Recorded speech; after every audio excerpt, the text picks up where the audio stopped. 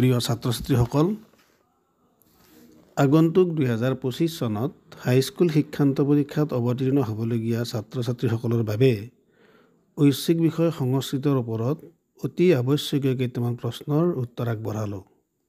প্ৰশ্নকেইটাৰ প্ৰত্যেকটোতে 1 নম্বৰকৈ থাকিব।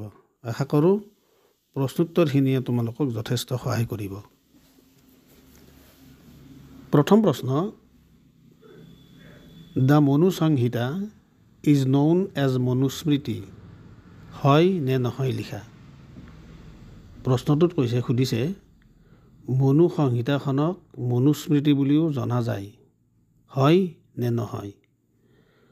মনু সংহিতা আৰু মনুস্মৃতি দুয়োখন একেই, গতিকে উত্তৰটো হয়।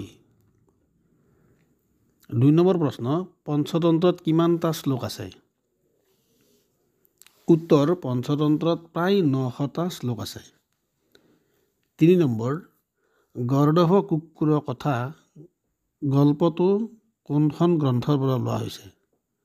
উত্তৰ, গৰ্দভ কুকুৰৰ কথা গল্পটো নাৰায়ণ পণ্ডিত বিৰচিত হিতোপদেশ নামৰ পুথিখনৰ সুহৃদ ভেদঃ নামৰ অংশটোৰ পৰা লোৱা হৈছে। 4 নম্বৰ প্ৰশ্ন, পাৰ্থ বুলি কাক কোৱা হয়। উত্তৰ, পাৰ্থ বুলি তৃতীয় পাণ্ডৱ ধনঞ্জয় অৰ্জুনক কোৱা হয়। 5 নম্বৰ, দাক্ষম শব্দটোৰ সংস্কৃত প্ৰতিশব্দ লিখা। দাক্ষম শব্দটোৰ সংস্কৃত প্ৰতিশব্দ হৈছে নিপুণতা। 6 নম্বৰ, প্ৰচৰতু সুৰভাৰতীৰ ৰচক কোন।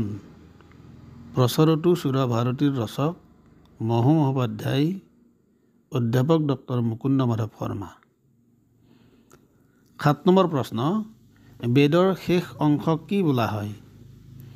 বেদৰ শেষ অংশক বেদান্ত, বেদ যুগন্ত বোলা হয়। 8 নম্বৰ, ন ... কবীন্দ্ৰঃ। উপযুক্ত শব্দেৰে খালী ঠাই পূৰণ কৰা। ন কালিদাসাত অপৰঃ কবীন্দ্ৰঃ। পঞ্চতন্ত্ৰত কেইটা খণ্ড বা তন্ত্ৰ আছে। পঞ্চতন্ত্ৰত পঞ্চতন্ত্ৰ অৰ্থাৎ 5টা তন্ত্ৰ বা খণ্ড আছে। 10 নম্বৰ প্ৰশ্ন, চন্দ্ৰ ভূপতেহে কথা পাঠটিৰ পঞ্চতন্ত্ৰৰ কোনটো খণ্ডত আছে। উত্তৰ, চন্দ্ৰ ভূপতে কথা পাঠটি পঞ্চতন্ত্ৰৰ অপৰীক্ষিতকাৰিতা নামৰ খণ্ডটোত আছে।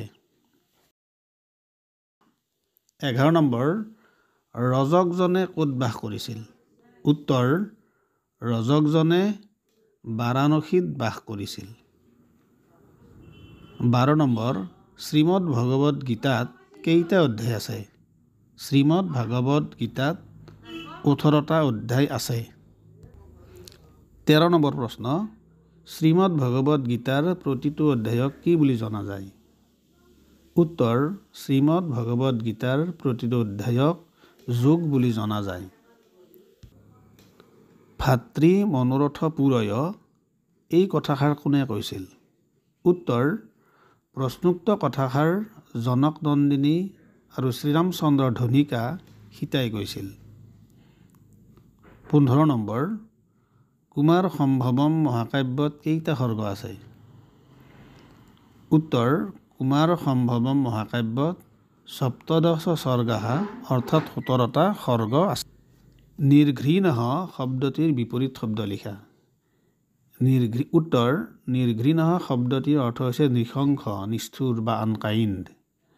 এতেকে ইয়াৰ বিপৰীত শব্দ হ'ব স্নেহশীলঃ, স্নেহপৰায়ণঃ বা দয়াবান। ইয়াৰে যিকোনো এটা লিখিলে হ'ব। 17 নম্বৰ প্ৰশ্ন, ভক্তি ৰত্নাকৰ গ্ৰন্থখনৰ ৰচক কোন। উত্তৰ, সংস্কৃত ভাষাত ৰচিত ভক্তি ৰত্নাকৰ গ্ৰন্থখনৰ ৰচক মহাপুৰুষ শ্ৰীমন্ত শংকৰদেৱ। 18 নম্বৰ প্ৰশ্ন, মেধা শব্দটোৰ সংস্কৃত প্ৰতিশব্দ লিখা। উত্তৰ মেধা শব্দৰ সংস্কৃত প্ৰতিশব্দ তীক্ষ্ণধী বা বুদ্ধিমান। ইয়াতো দুটা দিয়া হৈছে, এটা লিখিলেই হ'ব। 19 নম্বৰৰ প্ৰশ্ন, বানৰ শব্দৰ সংস্কৃত প্ৰতিশব্দ লিখা। উত্তৰ বানৰ শব্দৰ সংস্কৃত প্ৰতিশব্দ মৰ্কট নাইবা কপি, যিকোনো এটা শব্দ লিখিলে হ'ব। এই দুটা দিয়া আছে। 20 নম্বৰ প্ৰশ্ন, হিতোপদেশৰ লেখক কোন? উত্তৰ হিতোপদেশৰ লেখক নাৰায়ণ পণ্ডিত। 21 নম্বৰ প্ৰশ্ন, ভাতৃ স্নেহস্তু দুৰ্লভ পাঠটি কোনখন নাটকৰ পৰা লোৱা হৈছে? উত্তৰ ভাতৃ স্নেহস্তু দুৰ্লভ পাঠটি মহাকবি ভাসৰ দ্বাৰা ৰচিত প্ৰতিমা নাটকম নামৰ নাটকখনৰ চতুৰ্থ অংকৰ পৰা লোৱা হৈছে। 22 নম্বৰ প্ৰশ্ন, আকাশতকৈ ওখ কি? উত্তৰ আকাশতকৈ ওখ পিতৃ। 23 নম্বৰ প্ৰশ্ন, কৌন্তেয় কোন? উত্তৰ কৌন্তেয় হৈছে কুন্তীৰ পুত্ৰ বা পুত্ৰসকল। ইয়াত তৃতীয় পাণ্ডৱ পাৰ্থ অৰ্জুনক বুজোৱা হৈছে। 24 নম্বৰ প্ৰশ্ন, ৰঘুবংশ মহাকাব্যত কেইটা সৰ্গ আছে? উত্তৰ ৰঘুবংশ মহাকাব্যত 49 স্বৰ্গাহা অৰ্থাৎ 19টা সৰ্গ আছে। 25 নম্বৰ প্ৰশ্ন, মনুস্মৃতিত কেইটা অধ্যায় আছে? উত্তৰ মনুস্মৃতিত মুঠতে 12টা অধ্যায় আছে। 26 নম্বৰ প্ৰশ্ন, প্ৰচৰতু সুৰভাৰতী বিজয়তে সুৰভাৰতী, ইয়াত সুৰভাৰতী বুলি কাক বুজোৱা হৈছে?